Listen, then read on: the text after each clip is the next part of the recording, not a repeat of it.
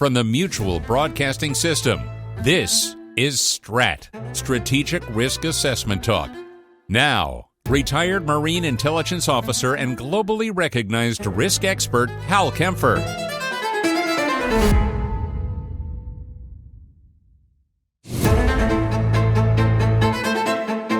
Welcome to STRAT, Strategic Risk Assessment Talk. This is Hal Kempfer, and I'm going to talk about the Western Hemisphere. I know there's plenty else going on in the world right now. Certainly we could talk about Ukraine and Russia, and certainly big events going on with the frozen Russian assets. But I kind of wanted to bring it back home. And the reason why is there's a lot happening here in the hemisphere. There's a lot going on with American foreign policy, American policy in general. And I really want to hone in on some of the strategic shift that's happening and maybe put some historical context. I have to tell you, I've said this before, that at least in the media space, the use of the word unprecedented has truly been unprecedented. And I often hear that and I say, well, actually, it's quite precedented.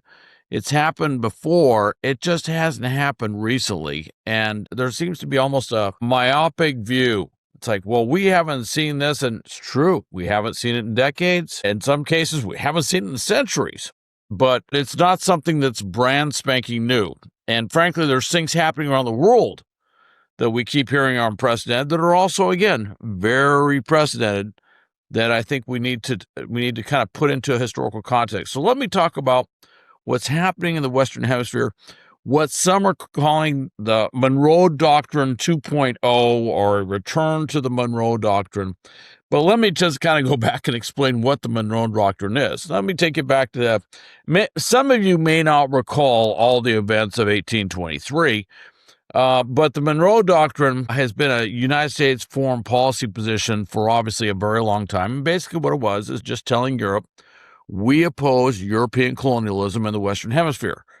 Now, at that time, there was a lot going on. Spain obviously was very involved in the Western Hemisphere. France was very involved. Britain was very involved. Portugal was very involved. There was just a lot going on. But there were also independence movements happening throughout the Western Hemisphere.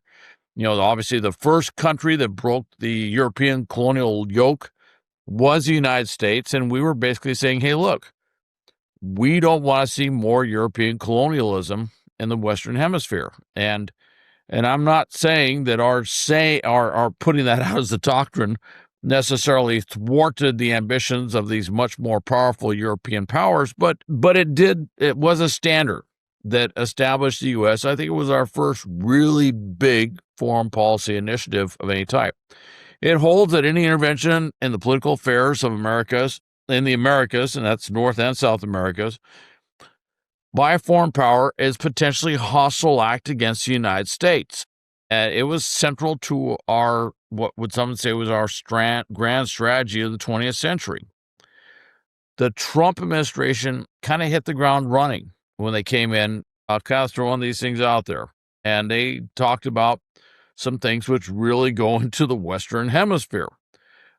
Among other things, he talked about the U.S. potentially assimilating Greenland and assimilating Canada, which I will say sounds very colonial power type of thing in a lot of people's ears. And it was brought up at the time, which is like, I thought we were past the days when big powers would go out there and try to assimilate little powers. By the way, isn't that the sort of thing that we're trying to stop happening over in Ukraine? And this is true. However, I think he kind of sees it, President Trump sees it a little bit differently. And he also threatened to retake the Panama Canal zone, which again sounded like the U.S. exerting power and trying to reinvoke its colony holding footprint, if you will, in the Western Hemisphere. It appeared to many that he had been listening to historians who'd been taking little tidbits out there and of history, throwing that out there as like, wasn't this interesting, and not providing some of the broader current context of what these things should be. But since the 19th century, the U.S. has made several attempts to do things like purchase the very large island of Greenland from Denmark, and it is a Danish territory, which most seem to know now. It's very, very independent in how it's governed, but it is a Danish territory. And one of the reasons that he was looking at that was he was referring back to something in 1917, where we acquired the Danish West Indies, or what is now called the U.S. Virgin Islands. And of course, he's familiar with that. The hurricanes have hit down that region, and as president, he had to deal with that. But that was the Danish West Indies. So, and in that agreement, there was some very vague language, which some say that they gave the U.S. the power to invoke control over Denmark, and some would point to that. Others would say you're really reading into whatever that document said. But there have been notable discussions with the U.S. government about acquiring Greenland. I mean, go back to 1867, 1910, 1946, 1955, 2019 under Trump, 2025, obviously this year. And that acquisition has been advocated by a variety of secretaries of state. William Seward, if you remember Seward's Folly, the acquisition of Alaska, which actually turned out to be a pretty good deal. Secretary of State James Byrne, Vice President, very privately, Vice President Nelson Rockefeller, who was Gerald Ford's vice president, had talked about this. And of course, President Trump has talked about it very publicly. After World War II, the U.S. had secretly offered to buy Greenland. And as you may recall, in World War II, Denmark was occupied, overthrown, if you will, by the Nazis, by Germany. And so basically, anything done militarily in the defense of Greenland fell on the United States throughout that entire war.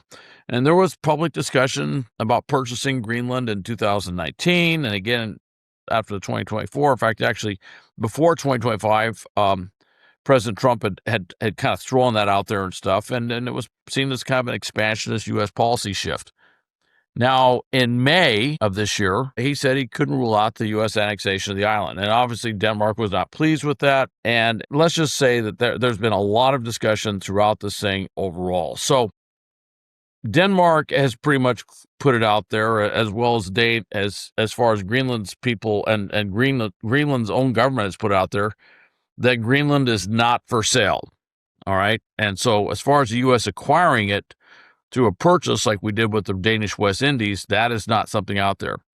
Now, the Greenlanders support independence, and ironically, in a kind of a twist on the doctrine, we seem to be putting our fingers on the scale with a recent Greenland election. There's not a lot of Greenlanders, period, to kind of push for maybe a government that would be a little more open to the U.S. entrees of assimilating Greenland. And interestingly, it was even tossed up, something I'm kind of familiar with from my years working across the Pacific in the Marshall Islands, Micronesia, and Palau. There was even talk that maybe it would shift and become something like a compact state. It would be independent, but it would be in free association with the U.S. That's an interesting idea. I still think that actually is an interesting idea in and of itself.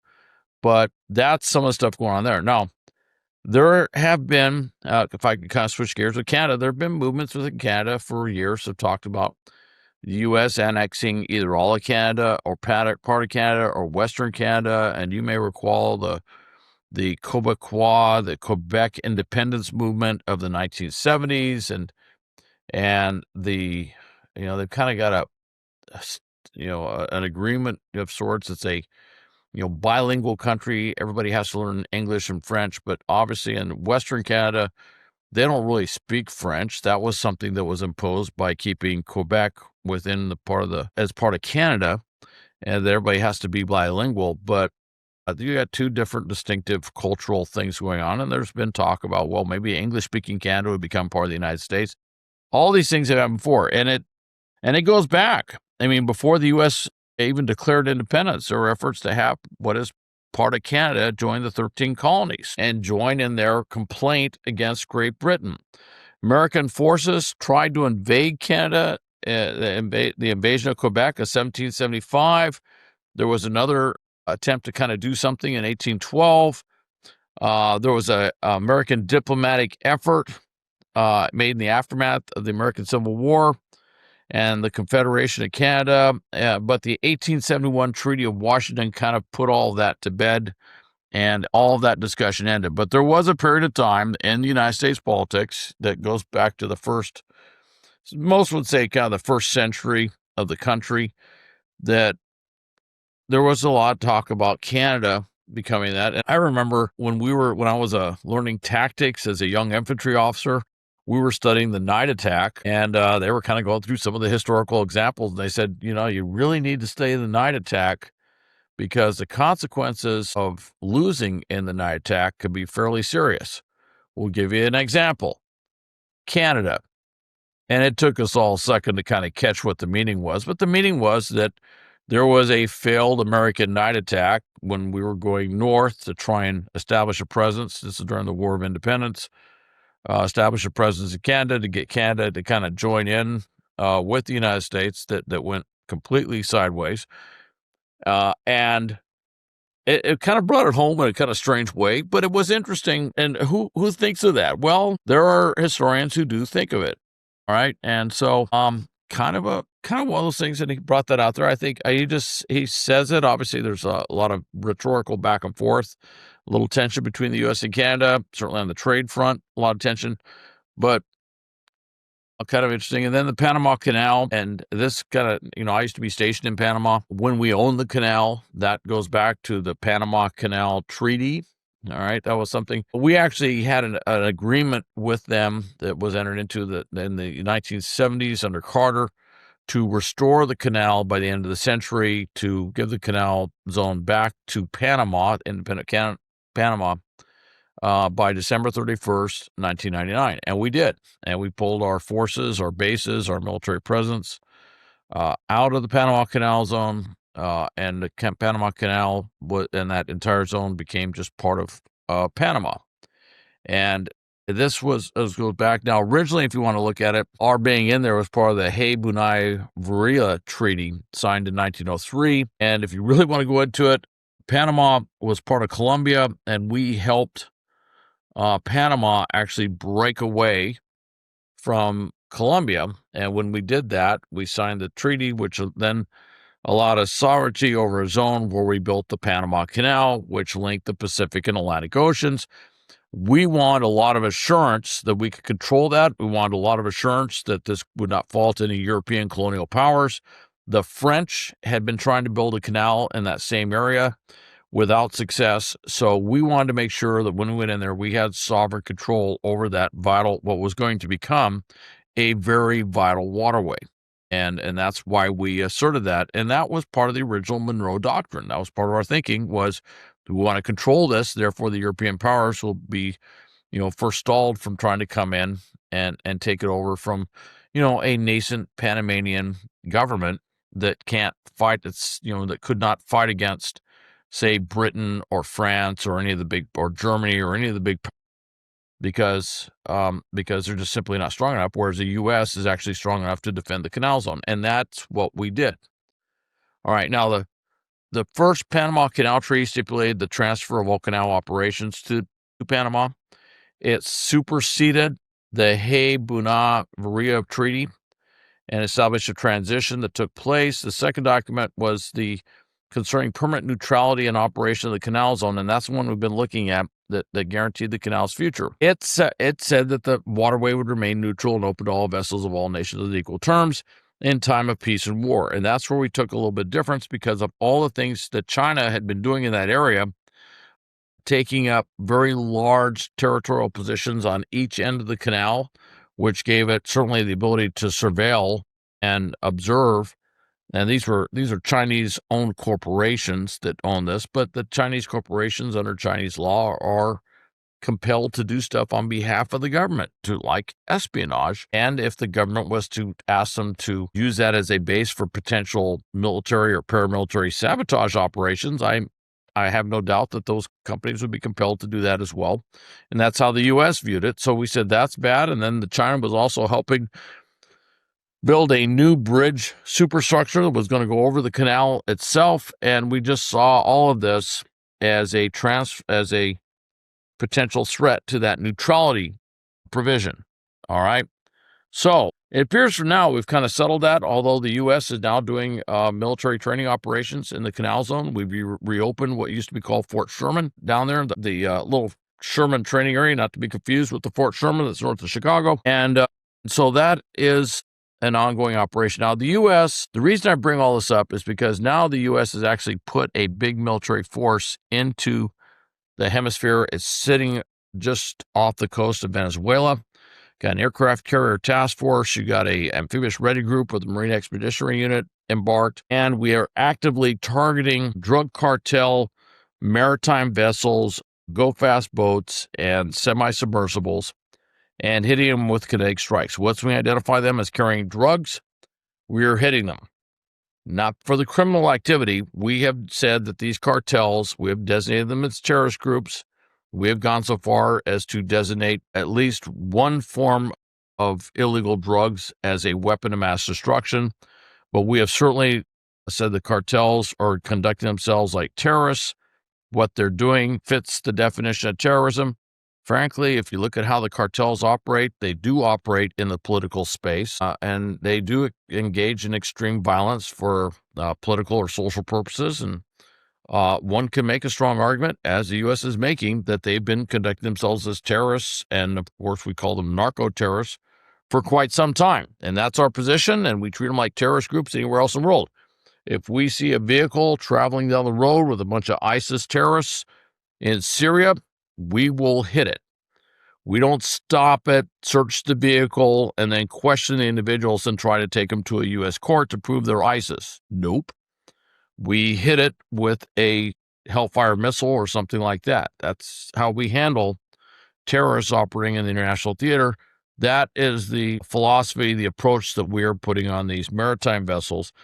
And frankly, from what I've seen, we've been hitting maritime vessels engaged in the movement, large movements of drugs. As much as anybody says, they says, well, I haven't seen evidence or whatever it is. I haven't seen evidence that these vessels were anything other than drug vessels. And with some of them, it's pretty clear. When you see a go-fast boat, open go-fast boat, and there's big bales of what appear to be cocaine in that boat, and it's going across the water at 40 or 50 knots in the middle of the night, it's not fishing. Let's just put it that way.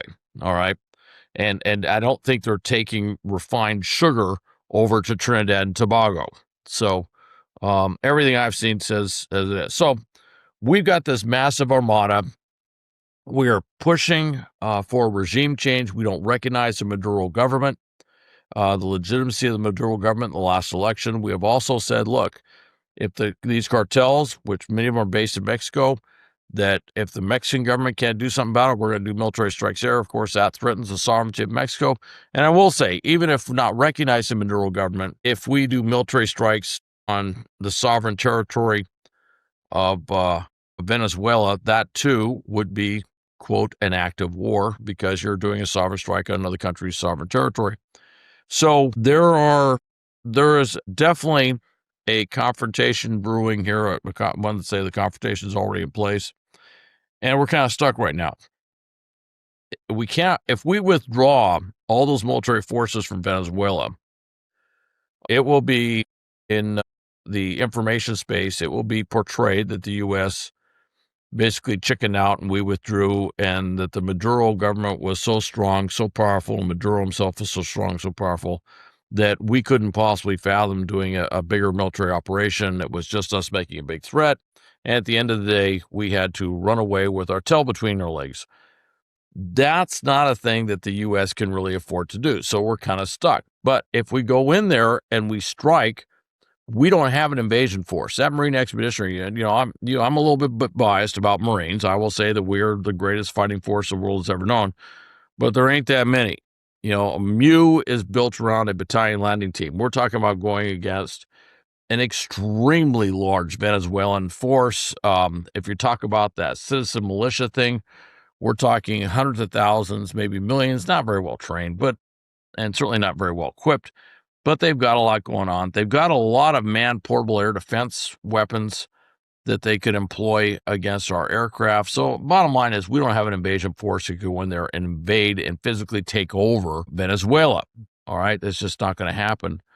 But we are being compelled to do strike missions. And the question is, will the strike missions have the effect that we hope? And there is in one scenario, Maduro realizes that he can't withstand this, or a coup overthrows him, and he's out. Another scenario is we do the strike missions and this thing devolves into, and the opposition forces try to take over, but they don't quite take over, or they take over parts, but it ends up in a massive civil war. Next thing you know, you've already seen under Chavez and Maduro, a third of the population or a fourth of the population of Venezuela take off. You have the threat of even more, and that would be forces, that would be refugees that would flow into Guyana. They'd flow into Colombia, they would flow further south, potentially to Brazil or other countries, and that would be a destabilizing thing to see a massive refugee flow like that, and we don't want to see all those countries, especially Guyana and Colombia, fundamentally destabilized. So that's a big problem. But on the other hand, we don't want to see Venezuela metastasize into a bigger threat. I mean, heaven forbid the Guyana in the 2020s starts thinking like what the Soviets looked at doing in Cuba in the early 1960s, using it, or the Iranians or somebody else, or China, thinking about transferring weapons of mass destruction, perhaps, ballistic missiles or something like that, down there with nuclear warheads. That's a very scary proposition. That would completely change the strategic dynamic in the Western Hemisphere. And we are not going to sit by idly and let that happen, just as we didn't sit by idly and let it happen in Cuba in 1962. So there's a lot going on that can happen. Anyway, I think it's an extremely volatile situation. I want to put some context on some of the things that the White House and President Trump have been saying. A little historical walk, a little walk down history's lane, if you will, in terms of Greenland, Canada, the Panama Canal, and then kind of bring it in and say, and let's look at what's happening in Venezuela and Mexico as well. And by the way, don't forget, it ain't the first time we've been to Mexico. In the Marines hymn, we got the halls of Montezuma in there because we were in the halls of Montezuma.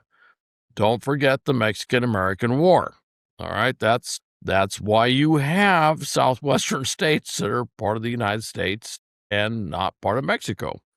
So there's a lot going on there, a lot to consider, a lot of history to think about, but it is a massive strategic shift.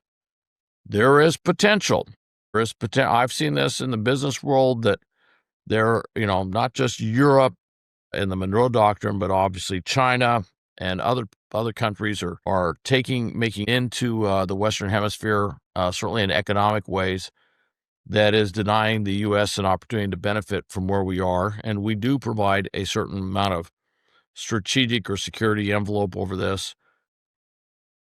But with that said, I think we are shifting, and we need to be very cautious about the second and third order effects of whatever we do.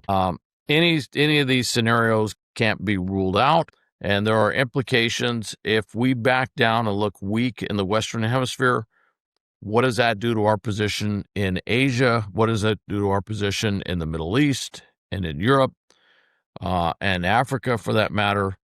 On the other hand, if we get bogged down into some sort of big war within our hemisphere, what is that going to do for us? So there's a lot of things to think about as we're going forward.